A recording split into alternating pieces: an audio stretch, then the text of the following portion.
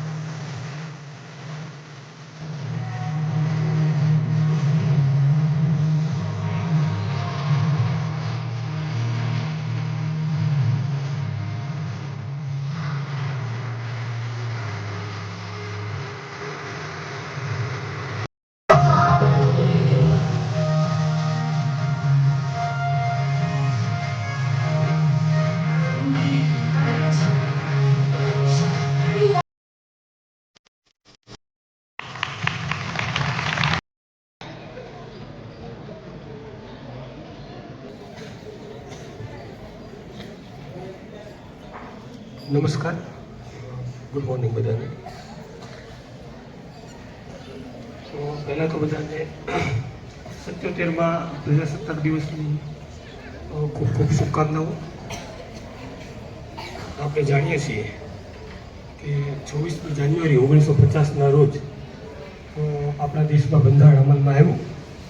ત્યારબાદ આપણો દેશ ગણતંત્ર અથવા તો પ્રજાસત્તાક દિવસ તરીકે જાહેર કરવામાં આવ્યો. આપણે પ્રજાસત્તાક દિવસ તો અથવા તો ગણતંત્ર દિવસ તો ઉજવીએ છીએ રેગ્યુલર, પણ આપણે ઘણા બધાને ખબર નથી હોતી કે ગણતંત્રનો અર્થ શું છે. તો થોડીક એ વાત કરવી છે કે ગણતંત્ર એટલે આપણા દેશમાં જે સર્વોચ્ચ સત્તા છે એ આપણા ચૂંટાયેલા પ્રતિનિધિ પાસે છે, બરાબર. બ્રિટનની જેમ નથી. બ્રિટન, ઇંગ્લેન્ડ, જર્મની એવા દેશો છે કે ત્યાં અંતિમ સત્તાઓ રાજા પાસે છે, એટલે ત્યાં રિપબ્લિક ના લાગે, પ્રજાસત્તાક ના કહેવાય. આપણે અહીંયા અંતિમ સત્તા આપણા રાષ્ટ્રપતિ પાસે છે ને રાષ્ટ્રપતિ આપણે એટલે આપણા દ્વારા ચૂંટાયેલા સંસદ સભ્યો અને ધારાસભ્યોમાંથી ચૂંટાય છે, એટલા માટે આપણને રિપબ્લિકનું બિરુદ મળેલું છે. એક વાત એ કરવી છે કે શા માટે આપણે 26મી જાન્યુઆરીને પસંદ કરી પ્રજાસત્તાક દિવસ તરીકે, બરાબર.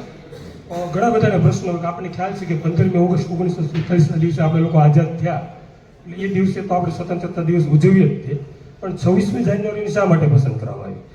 એમાંય તે આપણા બંધારણ ઘડનારા જે ઘડવૈયાઓ છે એમનો ખાસ વિચાર હતો કે 26મી જાન્યુઆરી 1930ના રોજ આપણા સ્વાતંત્ર્ય સેનાનીઓએ પૂર્ણ સ્વરાજનો વિચાર રજૂ કર્યો હતો. આ પૂર્ણ સ્વરાજનો જે વિચાર છે એ દિવસ કાયમ માટે યાદ રહે, એટલા માટે આપણે 26મી જાન્યુઆરીને પ્રજાસત્તાક દિવસ તરીકે જાહેર કરેલ છે. હવે આ દિવસે બંધારણ અમલમાં આવેલું છે. બંધારણ વિશે આપણને બધાને ખ્યાલ જ છે કે વિશ્વનું સૌથી મોટું અને લેખિત બંધારણ છે. લગભગ 2 વર્ષ 11 મહિના અને 18 દિવસ જેટલો સમય આપણા દેશનું બંધારણ તૈયાર કરવા માટે લેવામાં આવ્યો. લગભગ અલગ અલગ ઘણા બધા દેશોમાંથી, અમેરિકા, બ્રિટન, જર્મની, લગભગ 12 થી 13 દેશોનો બંધારણનો અભ્યાસ કરી અને આપણા જે બંધારણ સમિતિ હતી એમણે આ બંધારણ તૈયાર કરેલું હતું. બંધારણમાં ઘણા બધા અગત્યના ક્લોઝ છે. એમાં સૌથી અગત્યના છે આપણા અધિકારો, મૂળભૂત અધિકારો, બરાબર. જે કુલ પહેલાં 7 હતા, અત્યારે 6 છે. એટલે આપણે બધા આપણા મૂળભૂત અધિકારોથી તો એકદમ પરિચિત છીએ, પણ આપણે છોકરાઓ બધા ભણે છે અને ખબર છે કે 51 ક આપણી મૂળભૂત ફરજો પણ છે. તો આપણે મૂળભૂત ફરજો પણ યાદ રાખી અને મૂળભૂત હકો સાથે આગળ વધવું પડે. આ દિવસે આપણે બંધારણને ખાસ યાદ કરવું પડે કે ભાઈ આ દિવસે આપણે બંધારણ લાગુ કર્યું. ખરેખર તૈયાર થયું હતું 26મી નવેમ્બર 1949. ત્યારબાદ આપણે 26મી જાન્યુઆરી સુધી આને વેઇટ કર્યો. એટલે આ હતું 26મી જાન્યુઆરીની ખાસ વાત.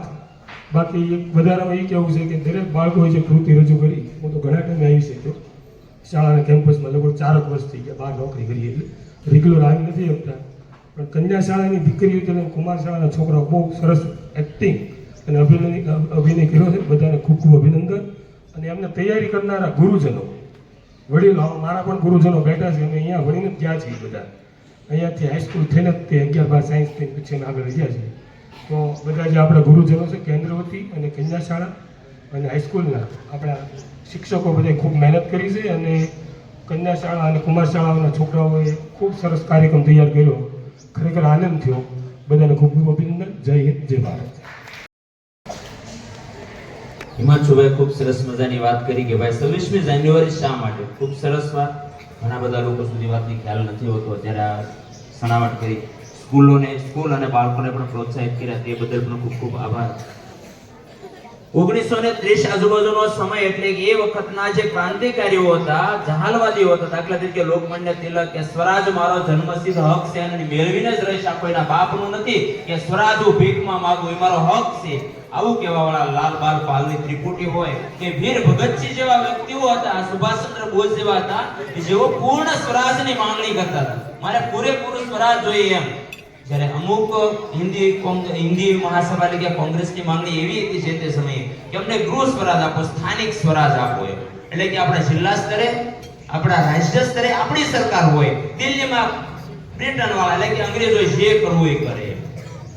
દિલ્હીમાં ભલે એનું શાસન રહે અને સ્થાનિક કક્ષાએ અમારું શાસન આપો એમ. ત્યારે આપણા દેશના ક્રાંતિકારીઓ સાથે ઠોકીને કહેતા હતા કે દિલ્હી તારા બાપનું નથી, અમને દઈને ભાગ આવી.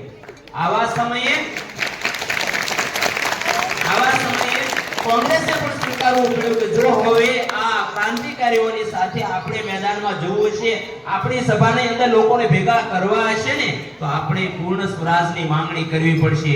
અને એ વખતે 26 જાન્યુઆરી 1930 ના દિવસે રાવી નદીના કિનારે, લાહોરમાં રાવી નદીના કિનારે કોંગ્રેસનું અધિવેશન મળ્યું અને એ અધિવેશનની અંદર કોંગ્રેસે પણ જાહેરાત કરી કે હવે અંગ્રેજો તમે પણ જાઓ, અહીંથી જાઓ, દિલ્હીમાં તમે નહીં. એટલે કે ક્રાંતિકારીઓની જ્વાળ જોઈને કોંગ્રેસને પણ આમ જુસ્સો ચડ્યો હતો કે જે તે સમયે કહેવું પડ્યું કે હવે તમે દિલ્હીમાં પણ નહીં. તો આવા એ દિવસે 26 જાન્યુઆરીના દિવસે કીધું હતું અને એ 1930માં એટલે 26 જાન્યુઆરીનો દિવસ યાદ રાખીને આ દિવસે બંધારણ અમલમાં લાવવામાં આવ્યું, લાગુ કરવામાં આવ્યું. સરસ મજાની વાત હિમાંશુભાઈ કરી એ બદલ ભાઈનો ખૂબ ખૂબ આભાર. ભારત માતા કી જય. ભારત માતા કી જય. આજના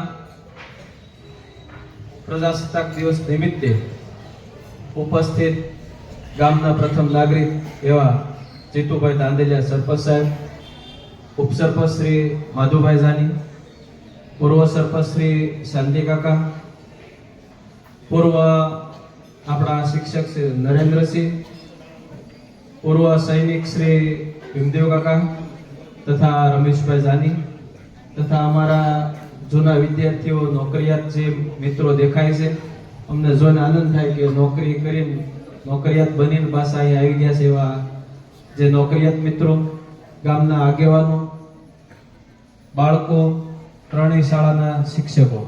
અને આપણે સથરામાં શું કરીએ છીએ, શું થાય છે એ સેવાડા ગામ સુધી મીડિયા ચેનલ દ્વારા જે પહોંચાડે છે એવા જાની ન્યૂઝના ઉમેશભાઈ જાની સાહેબ. હવે ઘણી વાતો થઈ, રમેશભાઈ ઘણું કીધું, હિમાંશુભાઈ ઘણું કીધું અને બાળકોએ આપણને નૃત્ય દ્વારા અને પોતાના અભિનય દ્વારા પણ ઘણું સમજાયું છે. પરંતુ મારે એક જ વાત કરવાની છે કે પ્રતિમા એની બને જે પોતે પ્રતિભાશાળી હોય. અને એનું મોટું ઉદાહરણ છે આપણે સરદાર વલ્લભભાઈ પટેલ સાહેબ. પોતાનામાં પ્રતિભા હતી એટલે ભારતની અંદર સૌથી મોટું, ગુજરાતમાં સૌથી મોટું એવું સ્ટેચ્યુ ઓફ યુનિટી પોતે જે છે પોતાની પ્રતિમાનું સરકારે બનાવ્યું છે. ભારત સરકારે બનાવ્યું, ભારતના નાગરિકોએ બનાવ્યું છે. પ્રતિમા ત્યારે જ બને જ્યારે પ્રતિભા હોય. અને એનું બીજું ઉદાહરણ છે આપણા 1800 પાદરના ધણી એવા કૃષ્ણકુમાર સિંહજી સાહેબ કે જેની અંદર પણ મોટી પ્રતિભા હતી. એ સિવાય આપણે ઘણા સૈનિકો વિશે વાત સાંભળી છે, ઘણી બાબતો આપણે વિચારી છે, સાંભળી છે. તેમ છતાં આપણે આપણામાં પોતાનામાં શું આવવું જોઈએ એટલું જ માત્ર જોવાનું છે. દરેક ગામની અંદર 15મી ઓગસ્ટ અથવા 26મી જાન્યુઆરી આ આપણો રાષ્ટ્રીય તહેવાર ઉજવાય છે. તો શા માટે? તો આ ગામ પંચાયત અને શાળાઓને ભેગી રાખીને આ બધું કરવામાં આવે છે, જેનો મુખ્ય ઉદ્દેશ છે બાળક પોતે બાળપણથી જ રાષ્ટ્ર પ્રત્યે વફાદાર રહે, પોતાના હકો જરૂર પડે ત્યારે માગે પોતાની ફરજો જે છે એ પોતે સમજે. 15મી ઓગસ્ટ અને 26મી જાન્યુઆરી આમાં ફેર માત્ર એટલો જ છે, એક સમયે આપણે આઝાદ થયા છીએ અને બીજે સમયે આપણે કઈ રીતે આપણો દેશ ચલાવવો, કઈ રીતે આપણું બંધારણ અમલમાં મૂકવું, આ જે છે 26મી જાન્યુઆરી સમજાવે છે. એટલે મિત્રો, બીજું કંઈ નથી કેવું, લાંબા સમયથી બેઠા છીએ, પરંતુ અમે ભીમદેવ કાકા બાળકોને શાળામાં એક જ વસ્તુ શીખવાડીએ છીએ કે અહીંયા નથી જાતિ, નથી જ્ઞાતિ, નથી ધર્મ, માત્ર ને માત્ર પ્રતિભા ઉત્પન્ન કરવા માટેના આ જે છે બધી સંસ્થાઓ છે, માત્ર ને માત્ર સંસ્કાર માટે આગળ વધવા માટેની જે છે એ આ બધી સંસ્થાઓ છે. અને મારો તો એક નિયમ છે કે જો બાળકોની અંદર શિસ્ત નહીં આવે તો બાળકોની અંદર ક્યારેય શિક્ષણ નહીં આવે, અને શિસ્ત ત્યારે જ આવે કે બાળકોને શિક્ષા કરીએ ત્યારે. એટલે શિક્ષા વત્તા શિસ્ત અને પછી શિક્ષણ આવે છે. એટલે દરેક ગામજનોને વિનંતી છે કે શાળાઓને આર્થિક, શાળાઓને સામાજિક રીતે જે છે પૂરેપૂરો સહકાર આપો, અને શિક્ષકો ત્યારે જ કામ કરી શકશે કે જ્યારે આપણા જે છે સંપૂર્ણપણે બધા ગામજનોનો એને સહકાર હશે. અને અમે તો બહુ મોટી હાઈસ્કૂલ ચલાવીએ છીએ, એટલે 10 ગામના બાળકો આવે છે અને આસપાસના ગામને પણ એટલો બધો સહકાર મળે છે.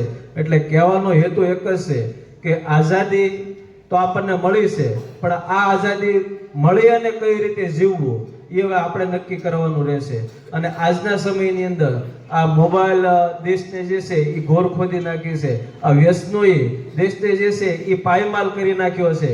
તો માત્ર ને માત્ર સથરા ગામના જે યુવાનો છે, સથરા ગામના બાળકો છે, વડીલો છે, આ બધાને મારી એટલી જ વિનંતી છે કે આ બધામાંથી આપણે પર રહીએ અને આપણા ગામનો, આપણા જે છે સમાજનો અને આપણા વિસ્તારનો વિકાસ કરીએ. અસ્તુ. ભારત માતા કી જય.